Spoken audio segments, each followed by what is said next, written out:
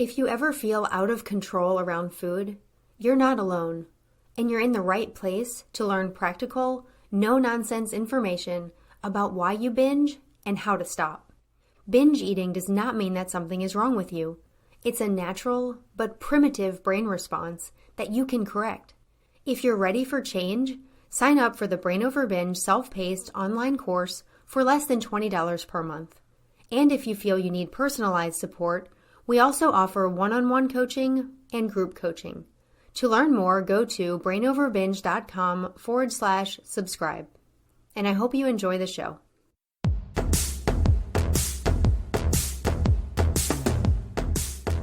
Welcome to the Brain Over Binge podcast, where you learn a simple, brain-based approach to ending binge eating.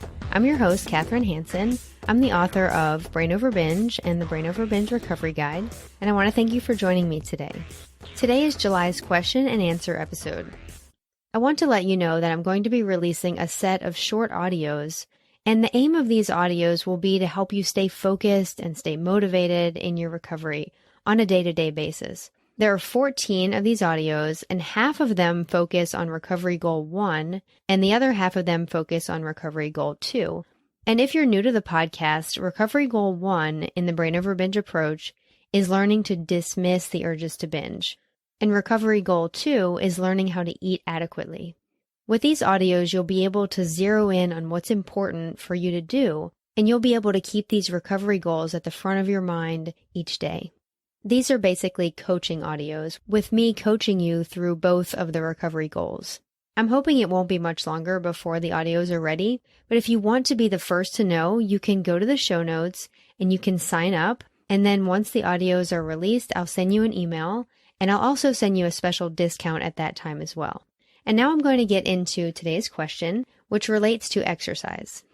The question is from Shannon, and Shannon says, I have a history of controlling my weight through exercise, and I've come to a place of not knowing what a normal amount of exercise is.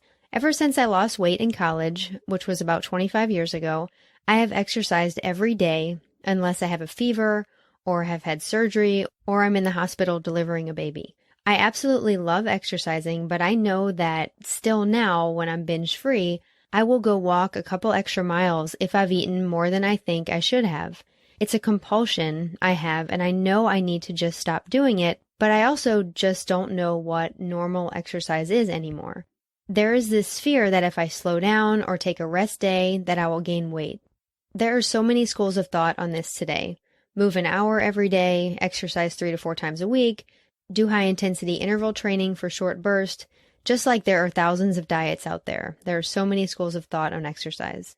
I know we're supposed to do what feels best for our body, but I feel great most of the time, but I know I exercise more than I should. Any wisdom on this would be great. I'm wondering what you did, Kathryn, when your life started to normalize years ago. Thank you, Shannon, for that question. I know that a lot of people out there probably have similar questions about exercise because it is part of this overall topic of eating and weight. Shannon is right that there are so many different opinions on exercise, just like there are so many opinions on how to eat. And I am definitely not a personal trainer, and I want to say up front that you should always get your doctor's approval for any fitness routines that you're incorporating into your life. Now, because Shannon asked about my own exercise patterns when I was letting go of the binge eating habit, I'll start there.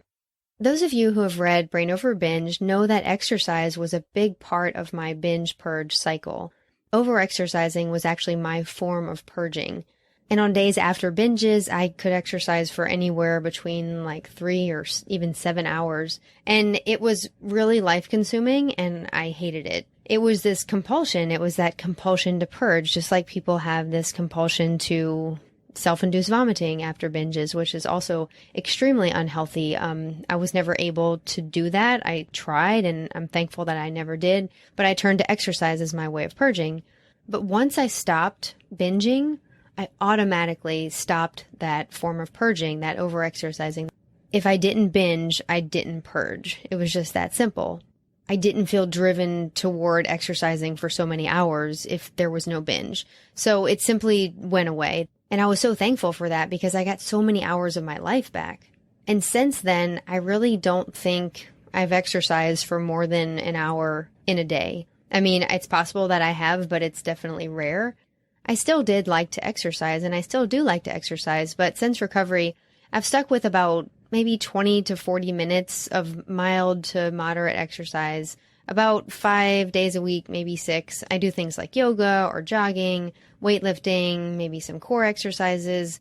I'm personally this is just me. I'm not a fan of specific fitness programs, but that doesn't mean I think they're bad or anything's wrong with them. I think it's just because I have a busy family life, like having and raising 4 kids, and I just don't like feeling like there's something specific that I have to do as far as exercise. I like to just do what I want to do every day as far as exercise. Like I know I'm going to do it most days. I mean, not every day for sure, but I like to be able to choose.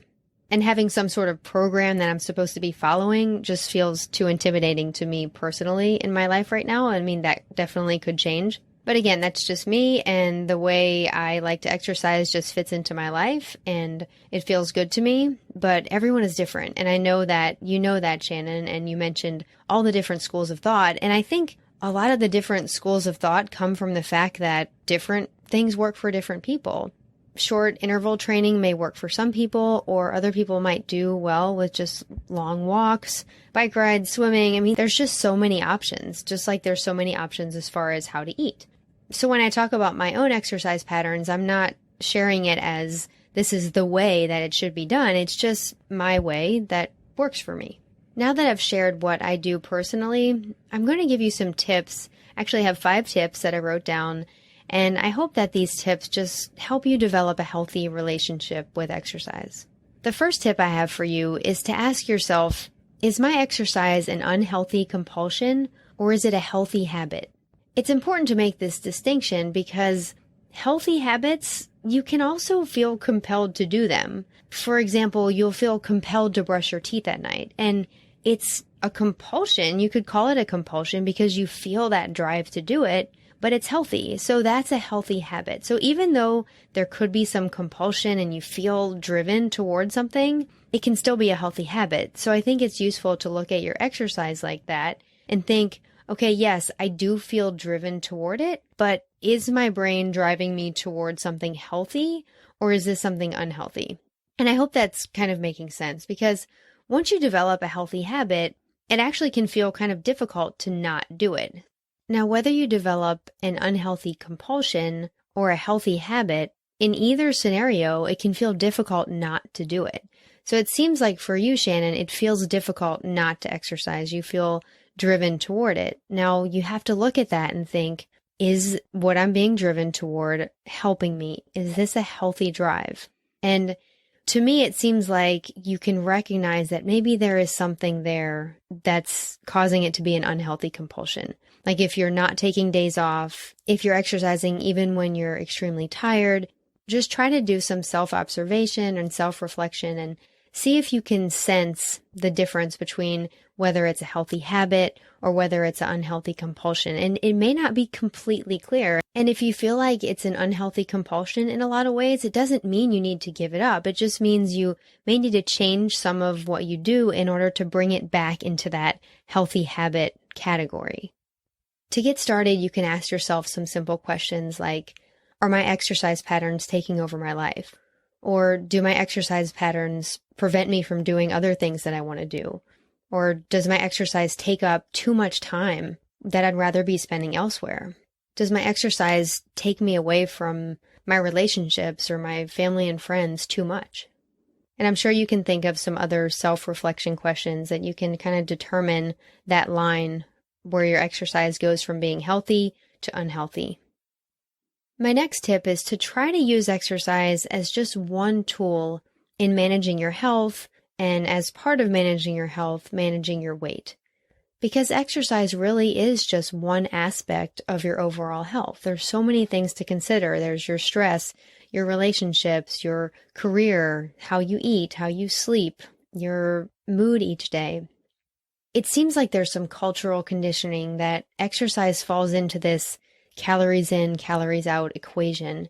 And most of us know at this point that that equation doesn't really hold up. If you burn a certain number of calories exercising, it doesn't necessarily mean you'll lose a specific amount of weight. Our bodies and our metabolism are much more complex than that. And when we use exercise in that way and in our minds, we're calculating minutes and calories and then also calculating how much we can eat based on how much we exercise. It just leads to an unhealthy mindset. And it takes away, I think, some of the health benefits of exercising, because exercise is healthy if you're doing it in a healthy way. But when you start to obsess about it and to connect it to your weight so much, it can become that unhealthy compulsion that I talked about earlier. A healthy body can maintain a healthy weight, and that healthy weight is different for each person. So exercise is just one of those tools that you're using to maintain your healthy body, and your body will in turn regulate your weight. So basically, exercise is just one tool toward better health. My next tip is related to the tip that I just shared, and that's don't use exercise to compensate, or at least not very often. I mean, I don't want you to criticize yourself if you go for a walk after eating more than you think you should have, but over time, I think it will be helpful to you to start viewing exercise as just one way toward better health and not as this way to burn extra calories from what you ate. I just think that mindset can lead to a lot of disordered thinking. So as much as you can release that mindset, I think it will be very helpful to you. Now, sometimes our bodies kind of naturally compensate. If we eat more than normal, then sometimes we have this extra energy and we want to use it and we feel more active and we just naturally walk around more. And that's okay. I think it's okay to follow your body in that way, but don't pressure yourself into it because you feel like you ate too much and now you feel like you have to do something about it. That becomes that unhealthy mindset. But if you're naturally having more energy and wanting to do more, then I think that's perfectly fine, as long as it's within a reasonable level. Sometimes using exercise to compensate becomes this habit, so that when you feel like you eat too much, you might automatically get this urge to exercise. So I think you need to recognize that and see that that is a pattern that you've conditioned, and you get to choose. When you have that urge to do it, you can take a step back and ask yourself if this is something that you truly want to do. You in your higher brain, your true self, you don't have to be driven by these automatic patterns that you've created. My fourth tip when it comes to exercise is to eat enough to support your exercise. Now, again, it's not a calories in, calories out equation. You don't need to do any obsessive tracking. You don't need to calculate your minutes of exercise and then determine how much you need to eat. None of that. But if you exercise, you're probably naturally going to be more hungry. Your body will require more fuel. You want to give yourself some good quality proteins, healthy fats, good quality carbohydrates. You just want to nourish yourself to support whatever exercise routine you're doing. And this wasn't really part of your question, Shannon, but I just think it's important to make sure you're still following recovery goal 2, which is to eat adequately.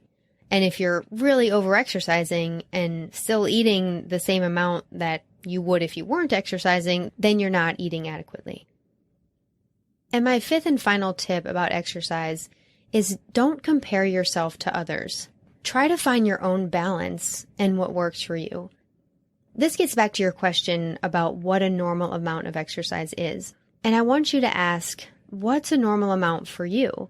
Not for someone else, but for you. Because it's all about finding your own balance and what works in your life. Right now, it seems like you're feeling good. You said you love exercising and you feel great. But it does seem like there's something rationally telling you that you may be burning yourself out. And maybe you feel good now, but you're thinking, gosh, I'm doing too much. So I think you have to look at that. Look at the fact that you're feeling good, but also look at the thought that's telling you it's too much. And then find your own balance there. Like you want to keep feeling good. You love exercise. You want to keep doing it. So is there a way you can scale it back so that you feel like you have a balance and you feel like rationally, okay, this is a normal amount? Although everyone is different and we should not compare, I think there is an objective too much when it comes to exercise. Like if I tell you I exercised for 3 to 7 hours when I was bulimic, anyone would look at that and say, wow, that's way too much. No one should be doing that. Now, Shannon, you did not share your exact amount of exercise that you're doing, but just look at it from an outside perspective. Like what would someone that you know or just a normal person say if you told them how much exercise you were doing? Would they say, whoa, that's way too much? Or would they say, okay, that could probably be normal? I think you can just sort of use that reasonable person gauge to determine if you're in the range of normal. And there is a gray area here, so you really have to come back to that self-observation, self-reflection, and deciding what works for you. Because everyone is going to have a different opinion. I mean, I feel like now with the internet and all these fitness blogs and fitness Instagram accounts that it's so easy to make those comparisons. And I just don't think that's healthy. You can definitely get inspiration from others. You can get ideas from others if that feels good to you. But ultimately, it's your life, it's your body, it's your health. And you have to make those decisions about how you want to move your body, about the amount of exercise you want to do. That is definitely up to you. And of course, any sort of medical professional you're working with for any issues that you have. So to wrap up this show, I'm just going to run through the 5 tips again, just as a summary. The first tip is just to ask yourself, is my exercise an unhealthy compulsion or a healthy habit? The next tip was to see exercise as just one tool toward managing your health. The third tip was do not use exercise to compensate for what you ate. The fourth tip was to eat enough to support your exercise. And tip number 5 was do not compare yourself to others, find your own balance. Shannon, I hope that you found those tips useful. I realize exercise is a very big topic, and I hope to address it again on the show at some point, but I think this is a good starting point. I think that hopefully it will give you some things to think about and ways to help yourself feel better about how exercise fits into your life. That wraps up the Q&A show for this month. I hope you'll join me for the Q&A show next month. Before that, I'll bring you an interview that I'm very excited about. I hope to release that very soon. Remember, you can go to the show notes to sign up for my newsletter. And when you do that, you'll also get my free ebook, The Brain Over Binge Basics. And you can also go to the show notes to get on the list to be notified when the coaching audios are available. I truly appreciate you taking the time to listen today and making that commitment to recovery. I want to encourage you and remind you that you have the power to change your brain and live a binge-free life. The Brain Over Binge podcast is produced and recorded by Brain Over Binge Recovery Coaching, LLC. All work is copyrighted by Brain Over Binge Recovery Coaching, LLC, and all rights are reserved. As a disclaimer, the hosts of the Brain Over Binge podcast are not professional counselors or licensed healthcare providers, and this podcast is not a substitute for medical advice or any form of professional therapy. Eating disorders can have serious health consequences, and you are strongly advised to seek medical attention for matters relating to your health. Please get help when you need it, and good luck on your journey.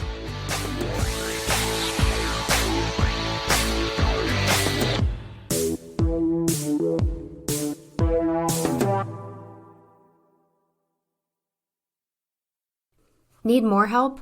You can find all of our current and upcoming options for support at brainoverbinge.com.